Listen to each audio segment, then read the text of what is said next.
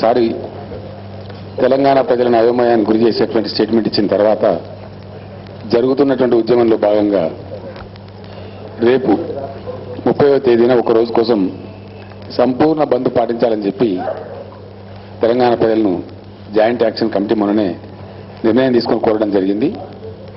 ఈరోజు కూడా జేఏసీ వేరే ఒక చోట సమావేశమై ఇప్పుడే రాజేందర్ గారు అక్కడి నుంచి వచ్చారు. వర్తక వ్యాపార వాణిజ్యవేత్తలందరికీ, విద్యా సంస్థల వారికి, ఇతర సంస్థల వారికి కూడా, తెలంగాణ ఉద్యోగ కార్మిక వర్గాలకు, యువజన విద్యార్థి వర్గాలకు అందరికీ కూడా 50 మంది ప్రజానీకానికి కూడా టీఆర్ఎస్ పక్షాన మేము వినయపూర్వకంగా విజ్ఞప్తి చేస్తా ఉన్నాం. తెలంగాణ రాష్ట్ర ఏర్పాటు ప్రక్రియ ఒక కీలక దశకు చేరుకున్న ఈ తరుణంలో తెలంగాణ ప్రజలుగా అందరం కూడా ఐక్యతను ప్రదర్శించి స్వచ్ఛందంగా ఈ సంపూర్ణ బంద్ను పూర్తి స్థాయిలో విజయవంతం చేయాలని చెప్పి తెలంగాణ 50 మంది ప్రజలకు వినయపూర్వకంగా విజ్ఞప్తి చేస్తా ఉన్నాం.